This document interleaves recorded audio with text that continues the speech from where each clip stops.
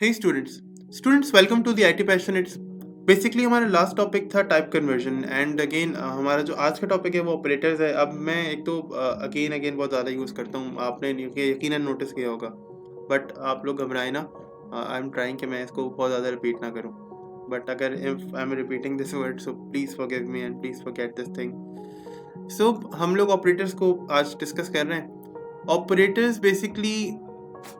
Operators का काम क्या होता है? ऑपरेटर्स का काम ये होता है कि ये दो ऑपरेंड्स के दरमियान कोई ऑपरेशन परफॉर्म करवाते हैं। बेसिकली ऑपरेंड्स सी शार्प में अगर हम देखें तो अगेन हम अगर नेक्स्ट स्लाइड की तरफ चलें तो ऑपरेटर्स यहाँ पे डिफरेंट टाइप्स के होते हैं। जिसमें हमारे पास जो फर्स्ट काइंड ऑफ ऑपरेटर है वो अरिथमेटिक ऑपरेटर है। Second one is like comparison operator. Then इसे हम रिलेशनल ऑपरेटर्स भी कहते हैं। जो कंपैरिजन ऑपरेटर है हम इसे रिलेशनल ऑपरेटर्स भी कहते हैं। एंड इसके बाद हमारे पास है असाइनमेंट ऑपरेटर।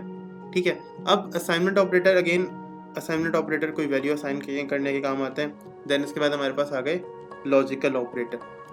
अब अगर हम असाइनमेंट ऑपरेटर से भी ऊपर आए, कंपैरिजन ऑपरेटर से भी ऊपर आए और अगेन लॉजिकल ऑपरेटर से भी ऊपर आए, सबसे पहले देखें अरिथमेटिक ऑपरेटर्स को। तो अरिथमेटिक ऑपरेटर्स हमारे पास यहाँ पर वेरियस अरिथमेटिक ऑपरेटर्स हैं, जिसमें से हमारे पास एडिशन है, सब्ट्रैक्ट का ऑपरेटर। सबसे पहला हमारे पास जो ऑपरेटर है वो ऐड का ऑपरेटर है। ठीक है, अगर इसकी एग्जांपल देखें तो लाइक हम दो वेरिएबल्स को जब ऐड करते हैं, सो a प्लस बी इसकी बहुत एक सिंपल सी एग्जांपल है। हम सब्ट्रैक्शन करते हैं तो minus a minus b example के तौर पे यहाँ यूज़ कर सकते हैं। ठीक है, नाउ अगर हम मल्टीप्लाई की बात करें तो मल्टीप्लिकेशन में हम स्टेरिक को यूज़ कर रहे होते हैं। आपके कीबोर्ड में या आपका जो कीपैड होता है उसमें शिफ्ट के साथ जब आप 8 प्रेस करते हैं तो स्टेरिक का साइन प्रिंट होता है। तो ये स्टेरिक का साइन है, हम इसको भी यूज़ करते हैं जब हम मल्टीप्लिकेशन को यूज़ कर रहे होते हैं। फॉर एग्जांपल ए को अगर मुझे बी से मल्टीप्लाई करना है, अब there can be multiple values. For example यहाँ पर ए और बी की जगह कोई भी वैल्यूज़ हो सकती हैं। हमने लास्ट क्लासेस के अंदर वेरिएबल्स को यूज़ करना सीखा, किस तरह से वेरिएबल्स को हम डिक्लेयर करते हैं, डिफाइन करते हैं, इनिशियलाइज करते हैं। अब इसके बाद आता है डिवीजन यानी डिवाइड। डिवाइड क्या होता है? फॉर एग्जांपल आपको दो वैल्यूज़ को डिवाइड करना है। फॉर एग्जांपल ए की जगह मैं 4 कर दूं और बी की जगह मैं अगेन 2 कर दूं। ठीक है, तो 4 डिवाइड बाई 2, तो आपका आंसर जो बनेगा वो 2 बनेगा। अब अच्छा, मुझे एग्जांपल समझानी है रिमाइंडर की या मॉड्यूलस की। अब ये जो रिमाइंडर और मॉड्यूलस है ये स्टार्टिंग में स्टूडेंट्स को थोड़ा सा डिफिकल्ट लगता है। मैं इसको अगर फॉर्मली बताऊं तो ये क्या करता है, दो नंबर्स के दरमियान जो डिवीजन होता है ना, उसका जो रिजल्टेंट रिमाइंडर होता है बेसिकली ये वो है। आपने बहुत ज़्यादा डिवीजन के जो टास्क हैं वो भी यकीनन इससे पहले भी परफॉर्म किए होंगे। फॉर एग्जांपल अगर हम यहाँ पर कोई एक मार्कर ले लें और इसका कलर हो डार्क रेड एंड मेरी ड्राइंग बहुत बुरी है बट आई एम ट्राइंग कि मैं आपके लिए कुछ ना कुछ यहाँ पर परफॉर्म कर लूँ। सो अब मैंने यहाँ पे लिखा, फॉर एग्जांपल मैंने यहाँ पे लिखा 2। मेरी ड्राइंग वाकई में बहुत बुरी है तो आप लोगों ने बर्दाश्त करना है। एंड हमने अंदर ले गए हम यहाँ पर। अच्छा, आप लोगों में से किस किस ने इस तरह से डिवीजन पढ़ा है? मैंने बचपन में इस तरह से डिवीजन पढ़ा है। अगेन बहुत बचपन मतलब बहुत ही अर्ली एज के अंदर, बहुत बिगनर्स क्लासेस के अंदर। तो आप में से अगर किसी ने इस तरह से डिवीजन को डिस्कस किया है, टीचर्स ने इस तरह से डिवीजन पढ़ा है, मुझे कमेंट्स में ज़रूर बताइएगा। मैं बिल्कुल इंटरेस्टेड हूँ। अगेन मैं द आई टी पैशनेट्स के इस चैनल को बार बार विजिट कर रहा होता हूँ ताकि आपके अगर कोई कमेंट्स ऐसे हों जो मेरे लिए या फॉर एग्जांपल कोई क्वेश्चन हो तो मैं कमेंट्स लाजमी पढ़ रहा होता हूँ। कुछ स्टूडेंट्स के कमेंट्स आए हुए भी होते हैं, मैं उनके कमेंट्स लाजमी रीड करता हूँ। आप लोग चाहें तो मुझे बता सकते हैं कि आप लोगों ने अगर डिवीजन ऐसे बच्चों में पढ़ा हो तो आई एम इंटरेस्टेड। ओके, अब मुझे डिवाइड करना है 2 को 4 से, यानी बेसिकली मुझे 4 को डिवाइड करना है 2 से। ठीक है, अब मैं क्या करूँगा, मैंने ऐसा नंबर लेकर आना है जो या तो 4 से छोटा हो या तो 4 के बराबर हो। तो मैं क्या करूँगा, अब ये तो एब्सोल्यूट डिवाइड हो जाएगा। यानी मैं अगर कहूँगा कि 2 2 ज़ा 4 एंड खत्म, बिल्कुल फिनिश, ये डिवीजन कंप्लीट हो गया। बट फॉर एग्जांपल यहीं पर मैं एक और डिवीजन बनाऊं, बहुत ही बेकार बन रहा है, अल्लाह माफ़ करे, और ये 5 हो जाए। ठीक है, और बाहर जो मैं इसको हेड पढ़ता था ना बचपन में, मतलब मैंने ऐसे हेड ही कहा है। ठीक है, अब 5 से छोटा 4 ही है तो हम अगेन 2 का ही सहारा लेंगे। फिर से आपको ये डिवीजन आती है, मैं एज्यूम कर रहा हूँ कि आप लोग बेसिक डिवीजन आती है और मे बी आपको ये डिवीजन भी थोड़ी बहुत आती हो। सो 2 2 ज़ा 4, यहाँ जो ये 1 बचा है ना, ये रिमाइंडर है। तो जो 2 होता है आपकी डिवीजन के सॉल्यूशन की अगर बात करें ना, अगर मैं करूँगा अगेन 5 डिवाइड बाई 2, तो डिवाइड करूँगा तो आंसर आएगा 2 आ सकता है आंसर, ठीक है, या 2.5 आंसर आ सकता है। लेकिन अगर मैं 5 मॉड्यूलस 2 करूँगा तो आंसर आएगा 1। क्यों? क्योंकि जब मैं 5 का मॉड्यूलस ले रहा हूँ ना 2 से, तो क्या हो रहा है, रिमाइंडर में जो बच रहा है ना वो है ये रिमाइंडर है। और मुझे क्या चाहिए, मुझे बेसिकली रिमाइंडर चाहिए। सो मुझे रिमाइंडर चाहिए और रिमाइंडर में जो चीज़ बच रही है वो है 1। यहाँ पे रिमाइंडर में बच रहा है 0। हम क्रॉस लगाते थे, आदत हो गई है तो मैं इसलिए आदत से मजबूर हूँ। यहाँ पर हम 0 लिखते थे, ज़ाहिर है 4 में से 4 जाएगा तो 0 बचेगा। एंड यहाँ पर रिमेनिंग 1 नंबर है तो रिमाइंडर हम इसे 1 कहेंगे। और a मॉड्यूलस b का जो सोल्यूशन है वो इस तरह से, अगर मैं एग्जाम्पल के थ्रू करूँ ना तो वो इस तरह से बनकर आएगा, ठीक है। सो रिमेंबर दैट जब हम मॉड्यूलस परफॉर्म करते हैं, देखें ऊपर वाले सारे ऑपरेटर्स आप लोगों को बहुत अच्छी तरह से आते हैं। अगर मैं ऊपर वाले सारे ऑपरेटर्स के अंदर a की जगह 2 और b की जगह 1 लग दूँ, ठीक है, तो आप ये सब कुछ बहुत आराम से सॉल्व कर सकते हैं। बट ये जो मॉड्यूलस वाला जो ऑपरेटर है ये स्टूडेंट्स को शुरू में बहुत थोड़ा सा डिफिकल्ट या टिपिकल सा लगता है, तो हम कोशिश करते हैं कि इसको एटलीस्ट थोड़ा सा डेमोन्स्ट्रेट कर दें ताकि फिर उनको इस तरह की जो प्रॉब्लम्स हैं बार बार फेस ना करनी पड़े। ज़ाहिर है अगेन हमारी कोशिश ये रहेगी कि हम स्टूडेंट को फैसिलिटेट करें ज़्यादा से ज़्यादा, ताकि आगे की लाइफ में जो प्रोग्रामिंग या कोडिंग का जो सामना होगा वो थोड़ा सा आसान हो उसके लिए। सो नाउ अब अगर हम आगे चलें and we just move to arithmetic operators, but again अब ये 2 ऑपरेटर्स हमारे सामने मजीद आते हैं। इसमें एक है इंक्रीमेंट ऑपरेटर, एक है डिक्रीमेंट ऑपरेटर। ये जो इंक्रीमेंट ऑपरेटर है यहाँ पर अगर मैं एग्जांपल दूँ, अगर मैं ये लाइक ये देखो,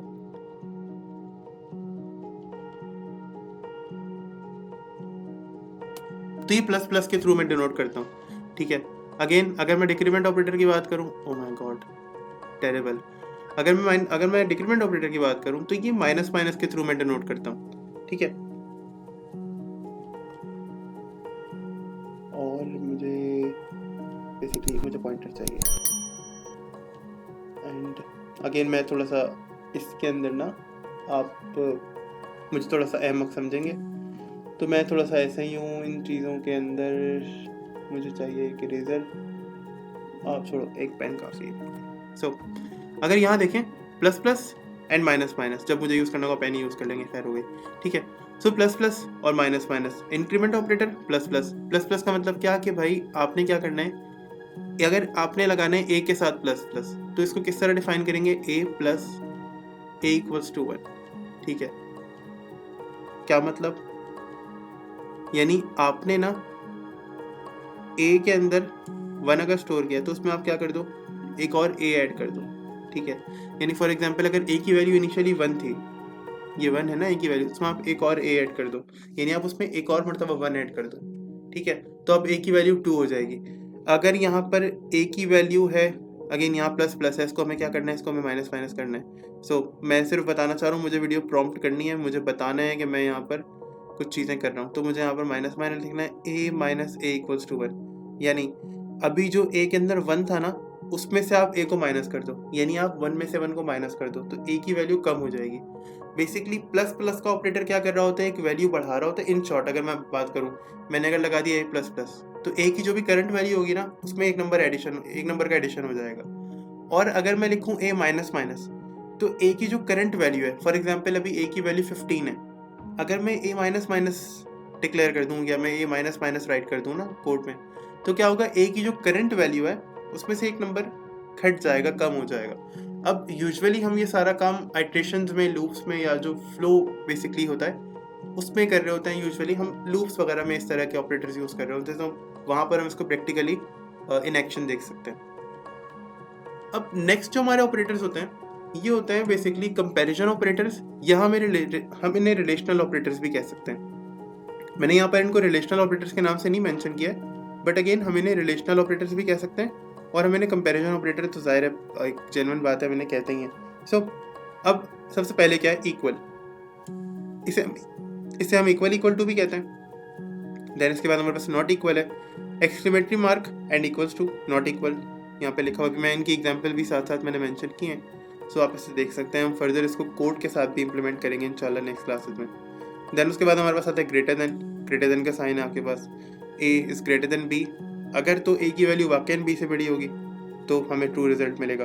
देन उसके बाद a इज़ ग्रेटर देन और इक्वल टू बी, यानी अब अगर a बड़ा होगा b से या b के बराबर भी होगा, यानी इनमें से कोई एक भी सिचुएशन करेक्ट होगी, तो ये ऑपरेटर अगेन ज़ाहिर है ये ऑपरेटर कोई ना कोई रिजल्टेंट भी जनरेट करेगा ना इन दोनों के कंपैरिजन के बाद, तो वो कंपैरिजन ट्रू बेसिकली प्रूफ किया जाएगा, या उस कंपैरिजन का जो रिजल्टेंट है वो ट्रू हो जाएगा, ठीक है। नाउ इफ वी से के a is less than b, तो ये सिंबल है लेस देन का, यहाँ पर आपको नजर आ रहा होगा ये रहा, ठीक है। And a is less than b, इसका मतलब है a छोटा होना चाहिए b से, यानी फॉर एग्जांपल a की जो वैल्यू है, यहाँ पर a की वैल्यू को हम कर देते हैं 0 और b की वैल्यू यहाँ पर होनी चाहिए 1। अब अगर तो वाकईन a 0 है b 1 है, इसका मतलब है 1 बड़ा है और a जो है ना वो छोटा है, यानी 0 छोटा है, तो a is less than b, यहाँ पे ट्रू रिटर्न हो जाएगा, और ये हम लगा देते हैं एक चेक, तो यहाँ पर ट्रू रिटर्न हो जाएगा, ठीक है। और अगर ऐसा नहीं हुआ, अगर इसकी वैल्यू 1 है इसकी वैल्यू 0 हुई, तो यहाँ पर हम क्या कर देंगे, इसको हम फॉल्स कंसिडर करेंगे। अब अगर देखा जाए, हम अगर लेस देन की मजीद बात करें, तो हमारे पास एक और ऑपरेटर होता है जो कि लेस देन इक्वल्स टू होता है। अब लेस देन और इक्वल्स टू है यहाँ पर, ठीक है, less than and equals to नहीं है। इसका मतलब क्या है, अगर तो a छोटा होगा या फिर बराबर भी हो सकता है b के, यानी फॉर एग्जांपल हमने यहाँ पर तो छोटा देखा ना, यहाँ पर हम करते हैं a की वैल्यू भी 1 है और b की वैल्यू भी 1 है, ठीक है। एक मिनट, मुझे यहाँ से रेजर चाहिए, मुझे यहाँ से रेजर चाहिए, एंड ठीक है, और मुझे यहाँ से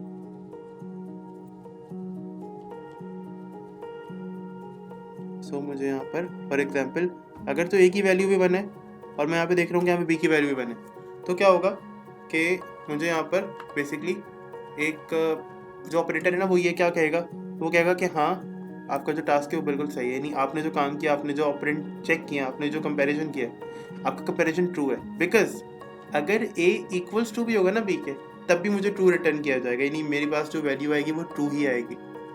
ऐसा नहीं है कि सिर्फ a को b से छोटा ही होना चाहिए, नहीं, a b के बराबर भी हो सकता है। अगर ऊपर वाले सिचुएशन में जहाँ पर हमने ग्रेटर देन और इक्वल्स टू की बात की है, वहाँ पर भी ऐसा हो सकता है कि a b के बराबर भी हो सकता है। यानी यहाँ पर अगर अभी हम देखें, यहाँ पर लिखा हुआ है कि दैट हम मैं यहाँ पे बात कर रहा हूँ a इज ग्रेटर देन और इक्वल्स टू b, तो यहाँ पर अगर इसकी वैल्यू भी 1 हो, ठीक है, और इसकी वैल्यू भी 1 हो, यहाँ पर ये दोनों की वैल्यूज 1 हो, तब भी मुझे ट्रू ही रिटर्न किया जाएगा, यहाँ पे रिजल्ट फॉल्स नहीं आएगा।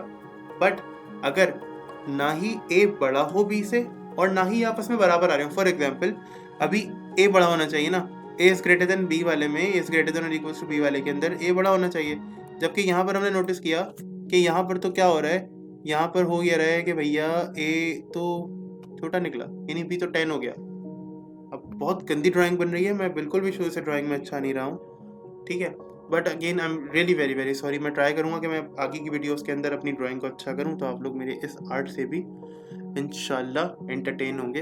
बाकी आज के लिए आप जोक समझ लें मेरी इस ड्राइंग को, आप इस पर हंस सकते हैं, you guys can just laugh on this, okay. So अब सीन ये है कि a को बड़ा होना है या फिर बराबर होना है b के। अगर a b से छोटा होगा, ठीक है, तो क्या होगा, सिर्फ उस कंडीशन में मुझे आंसर मिल रहा होगा फॉल्स का, बाकी किसी कंडीशन में मुझे फॉल्स का आंसर नहीं मिलेगा, मुझे फॉल्स रिटर्न नहीं होगा मेरे पास। अब आते हैं असाइनमेंट ऑपरेटर। अब ये असाइनमेंट ऑपरेटर क्या कर रहे हैं, वैल्यू को असाइन करते हैं। फॉर एग्जांपल a की करंट वैल्यू को हम अज्यूम कर रहे हैं कि a की करंट वैल्यू है, मिसाल है जी 10, a की करंट वैल्यू है 10। अब लिखा है a इक्वल्स टू 2, तो a की करंट वैल्यू अब क्या बन जाएगी इस असाइनमेंट ऑपरेटर के लगने के बाद, जो इक्वल्स टू का ऑपरेटर है 2 हो जाएगी, ठीक है। अभी स्टार्टिंग वैल्यू 10 थी, अब 2 हो गई। अब लिखा है प्लस इक्वल्स टू 2, तो अब वैल्यू क्या बन जाएगी, अब a की वैल्यू बन सकती है 4, ठीक है। अब a की वैल्यू 4 हो गई है, होगा क्या, आपका जो लेफ्ट साइड वाला ऑपरेंट है, यानी आपका जो ऑपरेंट है ये वाला, दिस वन, अगर मैं बताऊं ना, ये आपका जो ये ऑपरेंट है, इसके अंदर राइट वाला ये जो ऑपरेंट है ना, इसके अंदर ऐड होकर और स्टोर हो जाए। यानी अगर इसको आराम से देखा जाए, इसको सही से समझा जाए, तो a के अंदर, यानी a जो है वेरिएबल, इसके अंदर 2 जो करंट वैल्यू है ना अभी ए की, वो वैसे ही रहेगी। ऊपर में क्या हो रहा है, ए की वैल्यू पहले 10 थी, मैंने ए इक्वल्स टू 2 किया तो अब ए की नई वैल्यू 2 हो गई। लेकिन यहाँ पे क्या होगा, ए की वैल्यू अभी 2 तो थी ना, अब क्या होगा 2 के अंदर 2 मजीद ऐड होगा, और वो जो 2 मजीद ऐड हो जाएगा ना, तो उसको उसका आंसर बनेगा, यानी जो भी उसका आंसर बनेगा वो इस ए के अंदर स्टोर हो जाएगा। अब अगर यहाँ देखें माइनस इक्वल्स टू 3 लिखा हुआ है, 4 हो चुका है अभी तक ए में, हमने जो बातें डिस्कस की हैं। अब क्या होगा, ए माइनस इक्वल्स टू 3, इसका मतलब क्या है कि अभी 4 था ना, तो माइनस इक्वल्स टू 3, यानी 3 पहले माइनस होगा 4 में से, और फिर जो भी आंसर आएगा वो इसी ए में स्टोर हो जाएगा। ठीक है, अब फॉर एग्जाम्पल 4 में से 3 क्या, तो 1 बचा। अभी ए की वैल्यू 1 हो गई, अब स्टैटिक पर आ गए, यानी मल्टीप्लिकेशन असाइनमेंट। अब ए की वैल्यू अभी 1 हो गई है, मल्टीप्लाई इक्वल्स टू 3 लिखा हुआ है, इसका मतलब क्या है, ए के अंदर जो भी कुछ होगा, यानी 1 है अभी करंटली, वो मल्टीप्लाई होगा 3 से, और जो भी उसका रिजल्ट बनेगा वो दोबारा से ए में स्टोर हो जाएगा। यानी 1 3 था 3, तो 3 किस में स्टोर हो जाएगा, ए में। अब डिवीजन की तरफ अगर है, अब अभी एज्यूम करते हैं कि ए के अंदर इस वक्त है 3, ए डिवाइडेड बाई, या ए डिवाइडेड बाई इक्वल्स टू 3, 4 लिखा हुआ है सॉरी। ठीक है, तो इसका मतलब क्या है, ए के अंदर जो भी नंबर होगा, जो भी वैल्यू होगी, पहले डिवाइड होगी 4 से, और उसका जो रिजल्ट है वो ए में स्टोर हो जाएगा। यानी ए डिवाइडेड बाई 4, यानी 3 को अगर मैं 4 से डिवाइड करूं, तो जो भी वैल्यू बनती है, जो भी वैल्यू बनती है, वो वैल्यू ए में स्टोर हो जाएगी जाकर। ठीक है, ऐसा नहीं है कि उसको फिर कोई एक सेकेंडरी ऑपरेटर चाहिए, कोई एक अलग सा ऑपरेटर चाहिए दोबारा से अपने आप को एक नई वैल्यू, या दोबारा से जो नई वैल्यू आई है उसको स्टोर करने के लिए। Understand now? अगर आपको ये चीज़ें समझ में आई हैं तो हम चलते हैं लॉजिकल ऑपरेटर्स की तरफ। मैंने बहुत कम कोशिश की है डायग्राम बनाने की, because I am so bad at that. Now अब यहाँ की अगर बात करें, अब अगेन ये चीज़ें हम कंडीशनल स्टेटमेंट्स, इफ एल्स, या अगेन इन तरह की जो कंडीशन उसमें देखेंगे फर्दर डिटेल के अंदर, बट अभी के लिए हम इनको एटलीस्ट थोड़ा सा देख लेते हैं क्या होती है ये। अब आपको देखना पड़ेगा, अगर तो ए बराबर है, यानी अगर तो ए की कंडीशन, यानी इस लेफ्ट साइड वाली कंडीशन और राइट साइड वाली कंडीशन अगर दोनों ट्रू होती हैं, तो फिर आपको जो है ना ये कंडीशन सेटिस्फाई करके देगा। और में क्या होता है, अगर या तो ए या तो 2 आपस में कंडीशन सेटिस्फाई कर रहे हैं दोनों, ठीक है, तो उसकी ज़रूरत नहीं है। कोई एक भी अगर कंडीशन सेटिस्फाई कर रहा है ना, इट्स इनफ, ये काफ़ी है। लेकिन किसी एक को लाजमी करनी है, अगर दोनों ही नहीं कर रहे हैं तो फिर मसला बनेगा। और थर्ड वाले में जहाँ पर ये नॉट इक्वल्स टू है, ठीक है, या नॉट की बात है, ये नॉट इक्वल्स टू, ये नॉट है ये, अगर इसकी बात करें, ठीक है, तो ये क्या करता है, ये कहता है कि भाई ए कंडीशन ट्रू नहीं होनी चाहिए और बी की भी कंडीशन सेटिस्फाई नहीं होनी चाहिए, यानी ए की कंडीशन और बी की कंडीशन, यानी 3 की कंडीशन सेटिस्फाइड नहीं होनी चाहिए आपस में। अगर ये सेटिस्फाई हो जाते हैं, यानी दोनों की कंडीशन ट्रू हो जाती है, तो फिर ये वाला ऑपरेशन जो है ना परफॉर्म नहीं होगा। यानी हमें नॉट करने के लिए इसको और इसको अलग अलग रखना है, ये दोनों कहीं भी कंप्लीट नहीं होनी चाहिए। Okay, understand? सो अगेन हम कोशिश करेंगे कि हम नेक्स्ट क्लासेस में इनको डेमोन्स्ट्रेशन, या इनको बेसिकली इसका जो डेमो है इसको इन एक्शन देखें। और again stay tuned, that is it for today's class. उम्मीद करते हैं कि आज की क्लास आपको थोड़ी सी तो इंटरेस्टिंग लगी होगी। कोशिश कर रहे हैं कि जी आपको थोड़ा बहुत जो है वो हंसा भी दें प्रोग्रामिंग सिखाते सिखाते। बाकी अगेन आपका फीडबैक बहुत इंपॉर्टेंट है हमारे लिए। And again thank you so much. keep learning, keep exploring, subscribe to the IT Passionates and like this video. And again अगर आपको लगता है कि वीडियोस अच्छी हैं तो आप रिकमेंड कर सकते हैं अपने फ्रेंड्स को, अपने कोलीग्स को, अपने जो भी क्लासमेट्स हैं, अपने ग्रुपमेट्स हैं। एंड अगेन दोबारा से बहुत अगेन कह रहा हूँ मैं आजकल, keep learning and keep exploring. Thank you very much.